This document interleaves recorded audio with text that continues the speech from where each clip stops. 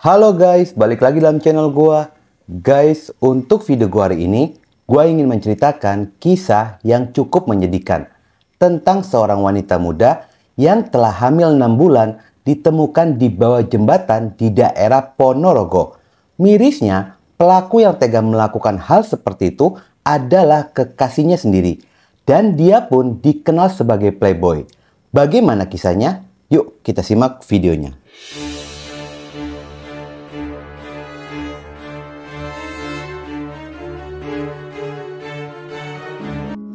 Warga Dusun Sampung Lor, Desa Kecamatan Sampung, mendadak menjadi gempar ketika mendapatkan laporan dari seorang pria parubaya bernama Sutiman berusia 52 tahun.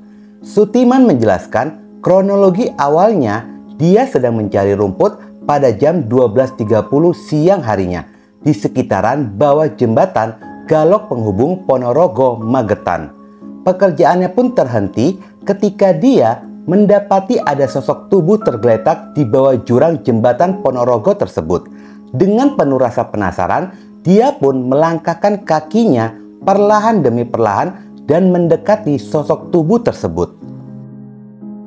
Terlihatlah jika sosok itu merupakan seorang wanita dan masih mengenakan pakaian lengkap, serta masih berusia sangat muda. Penemuan ini pun segera dilaporkan kepada pihak kepolisian. Dan pihak kepolisian yang mendapatkan laporan itu pun segera bergerak guna melakukan identifikasi dan evakuasi. Setibanya polisi di lokasi, polisi pun mendapati ada sosok wanita muda sedang tergeletak di bawah jurang jembatan Ponorogo tersebut. Sosok wanita itu pihak kepolisian pun tidak dapat mengetahui identitasnya, lantaran tidak ada identitas diri yang melekat pada tubuh wanita tersebut. Namun, pihak kepolisian pun sudah mengantongi ciri-ciri dari korban, yakni bertubuh gemuk, berambut ikal, memakai kaos berwarna biru bermotifkan bunga-bunga, kaos dalamnya berwarna coklat, celana dalam berwarna putih, dan mengenakan celana jeans berwarna biru. Selain itu, pihak kepolisian pun menemukan adanya beberapa luka di beberapa bagian tubuh dari korban. Kuat dugaan jika korban merupakan korban pembunuhan yang bisa jadi dilempar dari atas jembatan. Guna dilakukan pemeriksaan lebih lanjut, tubuh korban pun segera dievakuasi ke RSUD Dr. Harjono Ponorogo. Sementara, hasil pemeriksaan forensik rumah sakit menemukan fakta yang sangat mengejutkan. Jika korban dalam kondisi hamil 6 bulan, serta ada kekerasan benda tumpul. Selain itu, polisi pun melalui sidik jari dari korban berhasil melakukan identifikasi kepada korban yang dikenalinya sebagai Hervina Rahmasari berusia 19 tahun, warga Jalan Kalimantan, Kelurahan Makujayan, Ponorogo. Terungkapnya identitas dari korban, pihak kepolisian pun segera menghubungi pihak keluarga agar datang ke rumah sakit dan mengenali korban sebagai sanak keluarganya. Rupanya, dengan adanya temuan ini, sedikit membuat pihak keluarga merasa lega. Lantaran sudah 2 hari, korban Hervina dikabarkan telah menghilang dari rumahnya. Dan pihak keluarga pun sudah melaporkan kepada pihak kepolisian tentang orang hilang. Setelah dilakukan tes DNA kepada korban dan pihak keluarga, akhirnya terungkaplah jika korban benarlah Hervina Rahmasari berusia 19 tahun. Yang telah menghilang selama 2 hari. Terungkapnya identitas dari korban, pihak kepolisian pun segera melakukan penyelidikan terhadap kasus pembunuhan ini.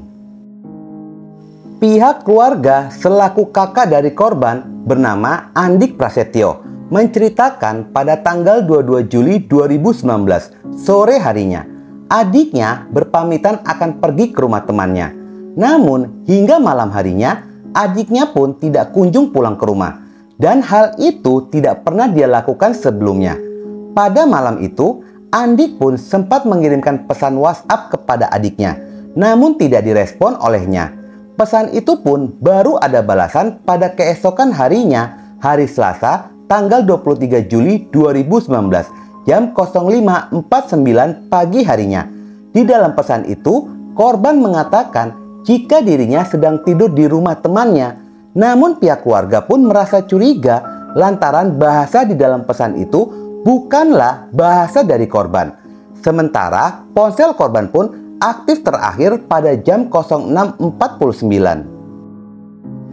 Di dalam kesehariannya, korban pun tinggal bersama dengan sang ibu dan pamannya. Anak ke-6 dari 7 bersaudara ini bukan hanya mengejutkan pihak keluarga, melainkan tetangga sekitaran yang mengenal pribadi dari korban. Terlebih ditemukan fakta jika Hervina dalam posisi hamil 6 bulan. Lantaran para tetangga sekitaran mengenal pribadi korban sebagai pribadi yang baik, sopan, ramah, dan dia pun sangat aktif dalam berkegiatan bermasyarakat. Korban pun diketahui secara pribadi sangat ceria. Dengan keceriaannya itu, korban pun pintar menutupi masalah pribadi yang sedang dia hadapi, yang membuat pihak keluarga pun tidak mengetahui jika korban sedang hamil 6 bulan. Kenang para tetangga sekitaran tentang korban. Jika korban memiliki keinginan untuk melanjutkan sekolahnya ke jenjang yang lebih tinggi, yakni berkuliah di daerah Kota Madiun. Namun dikarenakan adanya kendala biaya, akhirnya korban pun memutuskan setelah dia lulus dari SMK, dia ingin langsung bekerja agar bisa membantu orang tuanya dalam masalah ekonomi. Rupanya setelah kabar duka itu datang, itu merupakan pesan terakhir atau keinginan terakhir dari korban Hervina. Sementara di balik itu semua, korban menyimpan permasalahan yang cukup berat, yakni masalah kehamilannya berusia 6 bulan. Pihak kepolisian pun mulai menggali keterangan dari para saksi, baik dari pihak keluarga ataupun pihak yang terkait dengan korban. Menurut keterangan dari kakak korban yang bernama Andik, jika adiknya pernah bercerita 8 bulan yang lalu, tepatnya Februari 2019, ketika korban masih duduk di bangku SMK. Korban pernah berkenalan dengan seorang pria yang bernama Anton. Dengan adanya keterangan bersumber dari pihak keluarga, pihak kepolisian pun mulai menelusuri pria yang bernama Anton, serta polisi pun mulai melacak posisi terakhir ponsel dari korban. Diketahui jika ponsel korban pun tidak ditemukan pada saat korban ditemukan. Setelah pihak kepolisian melakukan penyelidikan, akhirnya pihak kepolisian pun berhasil melacak posisi Anton yang diduga sebagai kekasih dari korban. Pihak kepolisian pun menduga jika kasus pembunuhan ini berhubungan dengan pria yang bernama Anton tersebut. Dari hasil pelacakan, pihak kepolisian pun menemukan jika Anton berada di salah satu rumah sakit di daerah Pasuruan.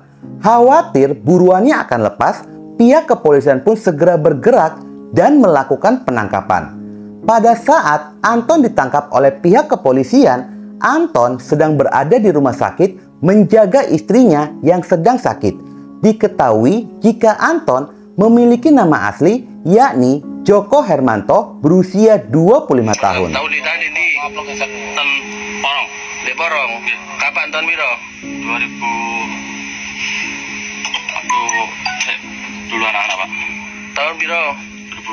Joko Hermanto merupakan warga desa Lembah, Kecamatan Babadan.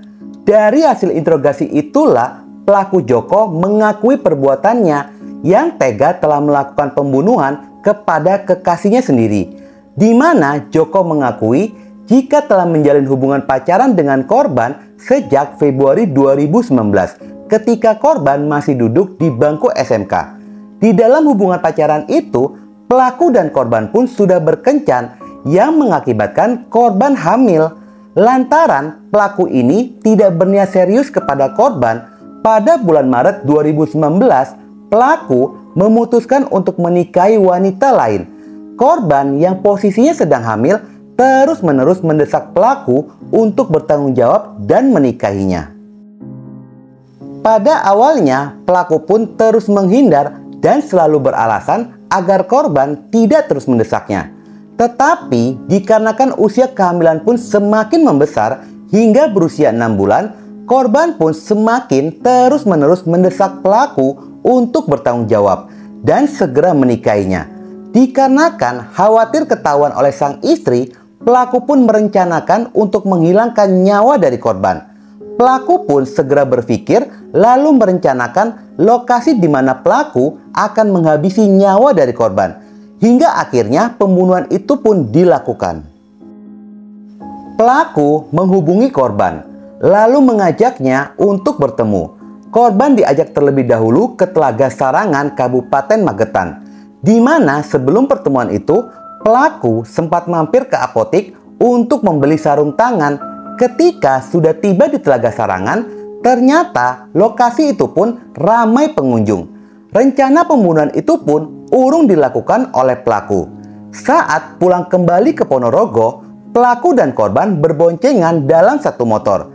Di saat itulah mulai terlintas kembali untuk menghabisi nyawa korban. Lalu pelaku pun mencari lokasi yang sepi untuk bisa membunuh korban. Dan ditemukanlah lokasi, yakni Jembatan Galok Pasuruan.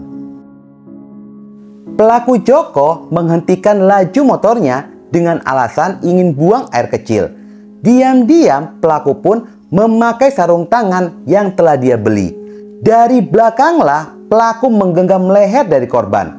Mendapatkan perlakuan itu pun, korban memberikan perlawanan kepada pelaku yang membuat keduanya terjatuh bersama-sama ke dasar jurang. Ketika sudah di dasar jurang, korban pun masih dalam kondisi hidup. Pelaku meraih kepala korban lalu membenturkannya. Hingga akhirnya korban pun kehilangan nyawanya. Setelah dirasa aman, pelaku pun segera meninggalkan lokasi. Selain fakta mengenai pembunuhan kepada korban Hervina, ditemukan fakta lainnya.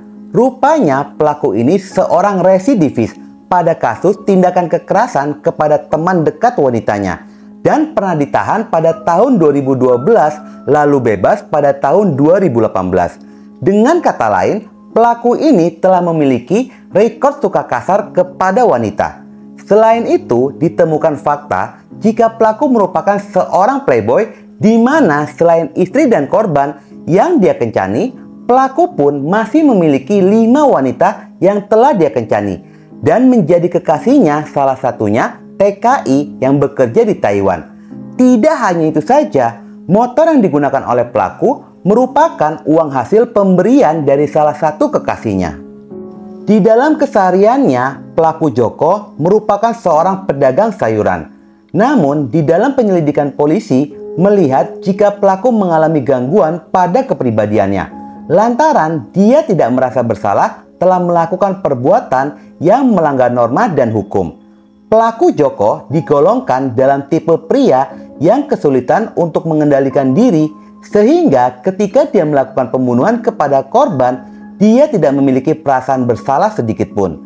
Joko pun terjerat dengan pasal 340 KUHP tentang pembunuhan berencana. Kasus kejahatan ini disidangkan di Pengadilan Negeri Ponorogo. Meski pelaku Joko dijerat dengan pasal berlapis, salah satunya Undang-Undang Perlindungan Anak, namun pada akhirnya 5 Maret tahun 2020, hakim menjatuhi Joko dengan vonis 20 tahun penjara. Dari kasus ini menjadi pelajaran terlebih untuk kaum wanita agar lebih berhati-hati dalam memilih atau mengenal pria. Jangan mudah menyerahkan mahkota yang kalian punya. Jika kalian salah menyerahkannya, maka pria tersebut pun tidak akan bertanggung jawab. Oke guys, sekian dulu video gua hari ini dan jangan lupa ikuti terus video gua. Oke?